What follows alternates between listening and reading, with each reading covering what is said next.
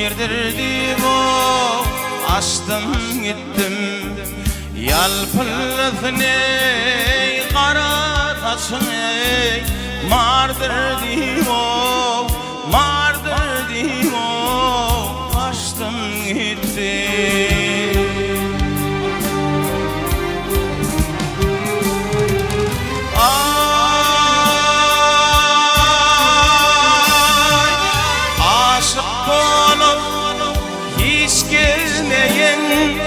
Levni bilmez kandırmeyin Dan teherler hiç dönmeyin Güllek günü açtım gittim Dan teherler hiç dönmeyin Güllek günü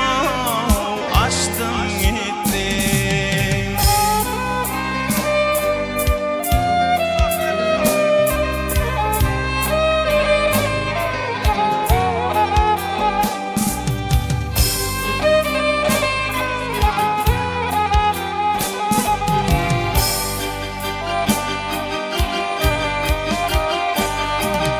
Reyhan vurdu,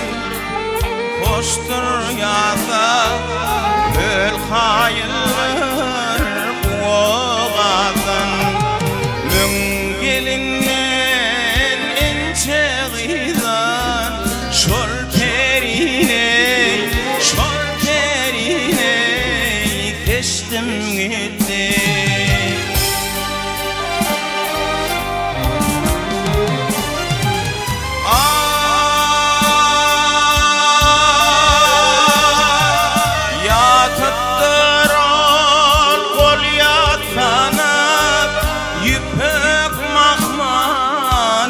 Bitlenip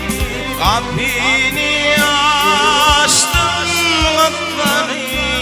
rehnet nurin peştim gittim kapini açtım katlanıp rehnet nurin peştim gittim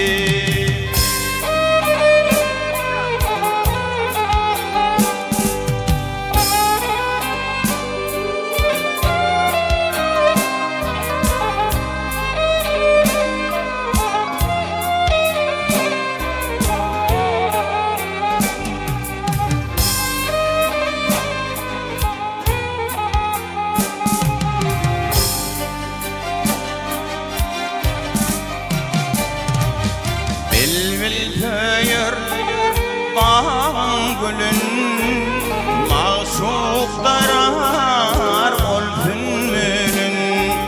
Duru bilmen yarın bilin Emay bilen o, emay bilen Koştum gitti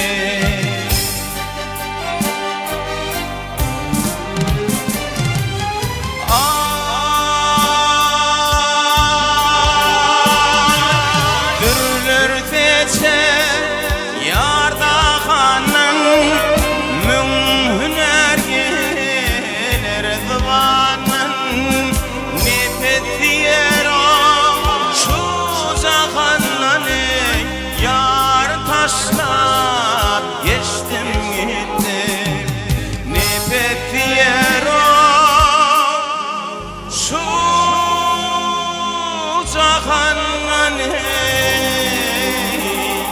yar taşlar